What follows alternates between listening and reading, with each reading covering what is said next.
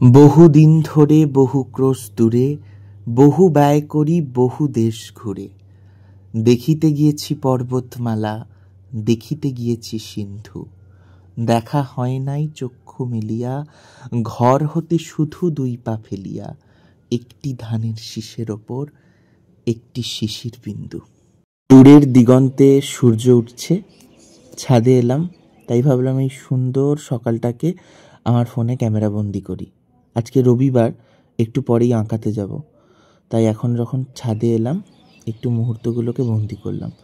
গরমকালের আকাশ পরিষ্কার হওয়ায় দেখুন এখান থেকে আমাদের দা 42 যে টাওয়ারটা রয়েছে সেটা দেখা যাচ্ছে আমার ক্যামেরায় জুমিংয়ের মাধ্যমে। আর আকাশটা আজকে ভারী মিষ্টি, কি অপূর্ব সুন্দর দেখতে লাগছে। চলুন আর লেট করলে হবে না, আঁকিয়ে নিই, তারপর বাড়িতে এসে বিরিয়ানি বানাবো। চলুন, রবিবার আঁকিয়ে চলে এসেছি। এখন বাজে হলো 11টা বাজতে 10, 10:30টার আগে একটু চলে এসেছি। আর আমি এখন রান্নাঘরে টিফিনটা খেয়ে বানাচ্ছি হলো বিরিয়ানি। এখানে ভাতটা সেদ্ধ করতে বসিয়ে দিয়েছি, এখানে মাংসটা একটু কষিয়ে নিয়ে জল দিয়ে একটু সেদ্ধ করে নেবো।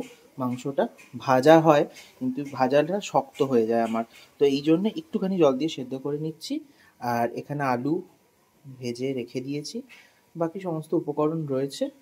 এবার শুধু বিরিয়ানির ভাতটা হয়ে গেলেই আর মাংসটা এক্ষুনি হয়ে যাবে, তারপর এটাকে লেয়ারিং করার পালা। আর দুপুরের লাঞ্চে আজকে বিরিয়ানি আর চিকেন। চলুন, ভাতটা হয়ে গেছে, ভাতটা এখানে একদম ঝুড়িতে রেখে দিয়েছি আর বেশ ঝুরঝুরে হয়েছে ভাতটা।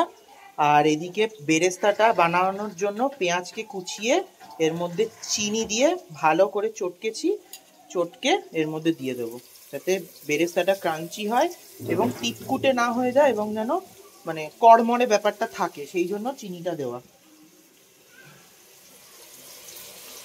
বিরিয়ানি বানানোটা একটু টাফই আমার কাছে মনে হয় সমস্ত রান্নার থেকে।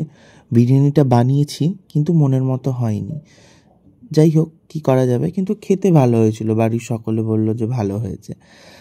কিন্তু দোকানের যে বিরিয়ানির স্বাদ, আমি যে এতটা বিরিয়ানি খেতে ভালোবাসি সেই লেভেলের বিরিয়ানি আমি বানাতে পারি না। তো যাই হোক, এখানে আমাদের 5 জনের জন্য 5টা মাংস লেয়ারিংয়ের মধ্যে দিয়ে সমস্তটা ভালো করে একা হাতে তো আর করা যায় না এত ক্যামেরা, তাই জন্য লেয়ারিংয়ে বসিয়ে দিয়ে ভালো করে ভাপাতে বসিয়ে দিয়েছি। বিরিয়ানি এই যে একদম রেডিও হয়ে গেছে, খুব সুন্দর গন্ধ বেরোচ্ছে বিরিয়ানিটা থেকে। এবার কি করব, এটা যেহেতু ছোট একটা গামলি, তাই এই যে গামলিটা রয়েছে এই গামলিটাতে ঢেলে নিলাম। চলুন এবার রবিবারের দুপুরে পেট পুজো করা যাক। দুপুরবেলা খাওয়া দাওয়া করে একটু জিরিয়ে নেওয়ার পর আমরা বেরিয়েছিলাম আমাদের প্রাণের প্রিয় জায়গা, আমাদের বেলুড় মঠে। সুমনার আর আমার দুজনেরই বেলুড় মঠ যেতে ভীষণ ভালো লাগে। আর এই যে শাড়িটা পরে আছে, এই শাড়িটার একটা পার্টিকুলার রিলস আপনারা দেখেছেন। আপনারা যে এখনও যদি কেউ না দেখেন, আমি আমার ডেসক্রিপশন বক্সে লিঙ্কটাকে পিন করে দেবো। কথা বলতে বলতে আমাদের দক্ষিণেশ্বরের বাস ধরে চলে এসেছি দক্ষিণেশ্বরে। এবার দক্ষিণেশ্বরে ব্রিজটাতে নেমে সুমনাকে বললাম চলো হাঁটা দিই, কারণ দক্ষিণেশ্বরটা যদি ক্রস করে যাই তাহলে আবার আমাদের এতটা ব্যাকে এসে লঞ্চ ধরতে হবে। তো দক্ষিণেশ্বর ফেরিঘাট থেকে আমরা বেলুড় মঠ যাওয়ার উদ্দেশ্যে রওনা দিলাম। বালিখাল থেকে বেলুড় মঠ উদ্দেশ্যে রওনা দেওয়া যায়, কিন্তু আমরা আর সেই রকমভাবে গেলাম না, কারণ লঞ্চে যেতে না ভীষণ ভালো লাগে। কেন ভালো লাগে সেটা আমার ব্লগে আপনারা দেখতেই পাবেন। দাঁড়ান, এখন আমি আর সুমনা একটুখানি ওয়েটিংয়ে আছি, কারণ লঞ্চ 15 মিনিট পর আমাদের কাছে আসবে। আমরা এখানে গল্প করতে করতে পরের লঞ্চটি চলে এসছে, যে লঞ্চ করে আমরা দক্ষিণেশ্বর থেকে বেলুড় মঠের উদ্দেশ্যে যাব। এখন পড়ন্ত বিকেল, সূর্য ডুবে গেছে, আর এই সময় গঙ্গার যে স্নিগ্ধ হাওয়া এবং যে প্রাকৃতিক পরিবেশের সৌন্দর্য অভূতপূর্ব লাগবে। লঞ্চে উঠে পড়েছি। আর জানেন, দক্ষিণেশ্বর থেকে বেলুড় মঠ যেতে গেলে যে লঞ্চটা আমাদের ধরতে হয়, এখানের সিকিউরিটি, এখানের ব্যবস্থাপনা ভীষণ ভালো, কোনো হুড়োহুড়ি হয় না, কাউকে দাঁড়াতে দেয় না, একদম নিয়মমাফিক সমস্তটা চলে। এই যে এখন আমরা গঙ্গাবক্ষের ওপর দিয়ে ভেসে যাচ্ছি বেলুড় মঠের উদ্দেশ্যে। আর কি অপূর্ব সুন্দর লাগছে দেখুন দক্ষিণেশ্বরের এই মন্দিরটি। পড়ন্ত বিকেলে মিটমিট আলো জ্বলছে দূরে কোথাও, আর সবুজ গাছের মাঝে এই মন্দিরটি যেন আলাদাই জায়গা করে নিয়েছে। লঞ্চে করে পারাপার হতে একটু সময় লাগলো ঠিকই, কিন্তু প্রকৃতির এই সৌন্দর্যের কাছে সময় নষ্ট হলেও কোনো কিছু যায় আসে না। গঙ্গাবক্ষের ওপর দিয়ে এভাবে ভেসে ভেসে যেতে ভারী ভালো লাগছে। বেলুড় মঠটি এতটা সুন্দর আলো দিয়ে সাজিয়েছে, তাই আরও সুন্দর লাগছে জানলেন। আর আজকে হয়তো কোনো কিছু রয়েছে যার জন্য এত আলোকসজ্জায় সজ্জিত, আমরা গেলে জানতে পারবো। কারণ আমরা তো এসেছি শুধুমাত্র বেলুড় মঠের একটু আরতি দেখব, আর বিকেলটা একটু ওখানে বসে একটু ঘুরে কিছু খাওয়া দাওয়া করে চলে আসব।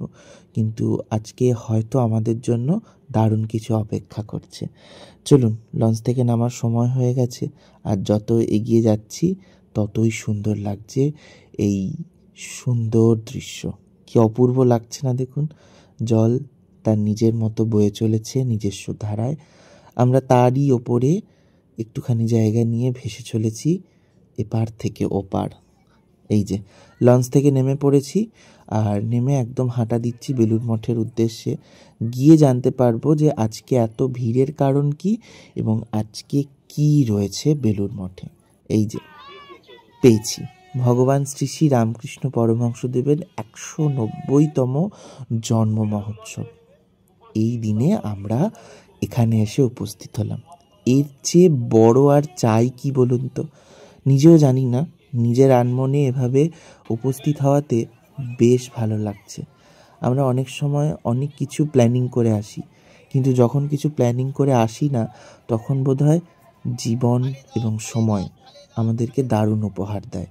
যেহেতু আমাদের এটি খুব পছন্দের জায়গা, তাই এটা হয়তো আমাদেরকে ঠাকুরই এনে এখানে পৌঁছেছে। অপূর্ব সুন্দর এই জায়গার দৃশ্য দেখলে আপনার মন তো ভালো হবেই। এখানে চলছিল প্রার্থনা, তাই এক মনে দাঁড়িয়ে সেই আরতির প্রার্থনা শুনছিলাম আমরা সকলে। আরতি শেষ, এখনই দর্শনার্থীদের জন্য বেলুড় মঠ খুলবে না, খানিকক্ষণ পরে আবার সকলে প্রভুর দর্শন করতে পারবে। তাই সুমনাকে বললাম, চলো আজকের দিনে যখন এসে পৌঁছেছি, এরকম তো সবসময় হয় না, কি কি বসেছে মেলায় একবার ঘুরে দেখি। মেলায় বসেছে বিভিন্ন রকমের জামা কাপড়, বুটিকের জামা কাপড়, নর্মাল জামা কাপড়, এবং রয়েছে খাবার দাবারের অনেক জায়গা যেখানে ভেজ খাবার দাবার পাবেন। বিভিন্ন খেলনা, বিভিন্ন রকমের মানুষের যে সমস্ত কিছু হাতের কাজ থাকে সেগুলো বিক্রয় বাট্টা চলছে। অন্য সময় বেলুড় মঠে যখন মানুষজনকে দেখি ভীষণ স্তব্ধ, ভীষণ শান্তিপ্রবণ, কিন্তু আজকে বেলুড় মঠে এসে দেখলাম তার বিপরীত। সবাই একদম ঠাকুরের যেহেতু জন্মোৎসব পালন হচ্ছে, কেউ ভ্যাপু বাজাচ্ছে, কেউ ঢোল বাজাতে বাজাতে যাচ্ছে, মানে দারুণ একটা হই হই রব চলছে গোটা বেলুড় মঠে। আজ বেলুড় মঠে এসে আমি আর সুমনা দুজনেই এই সুন্দর মুহূর্তের সাক্ষী থাকলাম। আর কি বলবো, এরকমভাবেই হয়তো ঈশ্বর আমাদেরকে এনে এখানে পৌঁছে দিলেন। কোনো প্ল্যানিং ছাড়াই আমরা ভেবেছিলাম বেলুড় মঠে যাব, খানিকক্ষণ নীরব হয়ে বসবো, কিন্তু না, আজকে তার একদম বিপরীত। হই হই রব চলছে গোটা বেলুড় মঠ জুড়ে।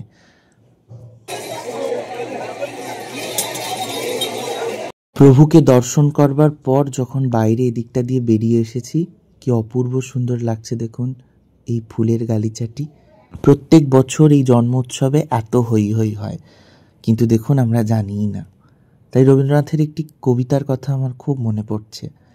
বহুদিন ধরে বহু ক্রোশ দূরে, বহু ব্যয় করি বহু দেশ ঘুরে, দেখিতে গিয়েছি পর্বতমালা, দেখিতে গিয়েছি সিন্ধু, দেখা হয় নাই চক্ষু মেলিয়া, ঘর হতে শুধু 2 পা ফেলিয়া, একটি ধানের শীষের ওপর একটি শিশির বিন্দু। আমি এই দেশে থেকে আমার দেশের বাইরে কখনো যাইনি, ইচ্ছে তো থাকে দেশের বাইরে ঘুরতে যাব, কিন্তু আমার পশ্চিমবাংলায় এত সুন্দর একটি জায়গা, এত সুন্দর সুন্দর জায়গাগুলোকে মনের মণিকোঠায় সব সময় আগে প্রাধান্য দেব। চলুন আর কি, এবার বেরোনো যাক। খুব সুন্দর একটি মুহূর্তের সাক্ষী থাকলাম। এদিকেও অনেক রকমের জিনিসপত্র বসেছে, সব জায়গাটা একটু টুকটাক ঘুরে নেব, তারপর আমি আর সুমনা এখান থেকে নেব বিদায়, কিছু খাওয়া দাওয়া করে বাড়ির উদ্দেশ্যে। মঠ থেকে বেরোনোর সময় দেখি এখানে ঠাকুরের অনেক কিছু বিক্রি হচ্ছে, তাই আমি আর সুমনা ভাবলাম চলো তো একবার ভেতরে যাই। এখান থেকে রামকৃষ্ণদেব এবং সারদা মা ও বিবেকানন্দের একটি ছোট্ট ফটো ফ্রেম নিলাম, পরে দেখাবো আপনাদের কালকে। সমস্ত ঘোরা কমপ্লিট, একটু খাওয়া দাওয়া করে বালিখালে এসে একদম ব্রিজটার ওপরে উঠে আমরা কোনা হাই রোডের বাস ধরবো, চলুন বাড়ি গিয়ে আজকের এই রবিবারকে সমাপ্ত করি। রবিবারের দিনটি বেশ ভালো কাটলো আমাদের। সকাল দিয়ে শুরু করেছিলাম, সকালেই শেষ করব। কি সুন্দর দেখুন, আম গাছটা বড় হয়েছে ছাদের, নানা ফুল তো রয়েছে। আর কালকে যেহেতু ওই ফটো ফ্রেমটি কিনে এনেছি, তাই ভাবলাম সেই ফটো ফ্রেমটি যখন সিংহাসনে রাখবো, গাছের ফুল ঠাকুরের পায়ে একটু নিবেদন করি। 3টে ফুল কি সুন্দর লাগছে দেখুন, তাই না? এটা হচ্ছে অ্যালামন্ডা ফুল, বাংলার নাম হচ্ছে অলকানন্দা। গাছটা এখান থেকে হয়ে লতিয়ে গিয়ে এখানে খুব ভালো হয়েছে। তো এই যে 3টে ফুল ঠাকুরের চরণে দেব। চলুন।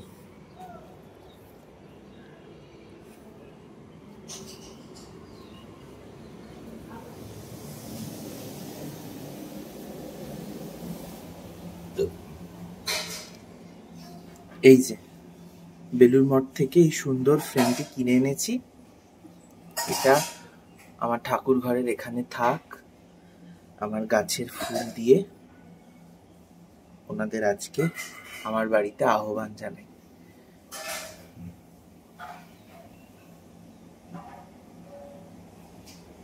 কি সুন্দর লাগছে দেখুন।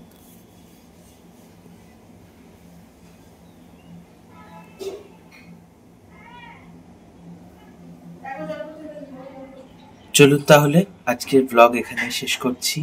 দেখা হবে খুব শিগগিরই নতুন আরেকটি ব্লগে। ততক্ষণ ভালো থাকবেন, সুস্থ থাকবেন, হাসি খুশি থাকবেন, সাবধানে থাকবেন। আর আমার চ্যানেলে নতুন হলে চ্যানেলটি সাবস্ক্রাইব করে পাশে থাকবেন। বাই।